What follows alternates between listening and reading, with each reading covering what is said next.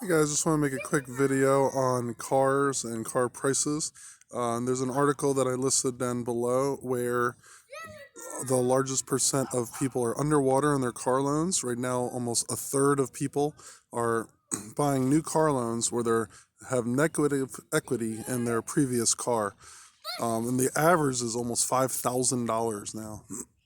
One of the biggest ways to help your finances is to make sure that you're driving a car that's very relatively affordable for the budget that you have. I recommend no more than 20% of the value of the car should be for the annual salary. So if you're making $50,000, 20% of that would be $10,000. Meaning if you make $50,000 a year, you shouldn't buy a car more than $10,000, and do the numbers appropriately based on the percentages you have. A lot of people I see are looking at just the monthly payment, seeing if they could afford the monthlies, but they end up paying a lot of interest that way, and then they end up trading their cars a lot earlier than they probably should be, and then getting negative equity because they owe more on the car they're trying to trade in compared to the car that they have. So here's Kayla. You're helping? Daddy? Yes. Who are you talking? I'm talking to YouTube.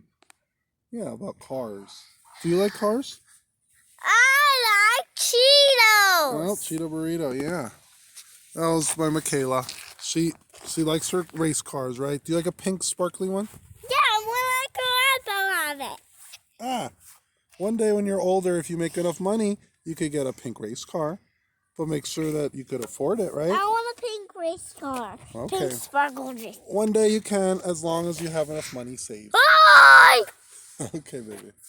So again, make sure that you're not buying super expensive cars, and I would ideally recommend to have a car where you pay off the whole car loan, drive it at least 3 to 5 more years after that, and then you'll be able to have a good car and have a good finances. Okay?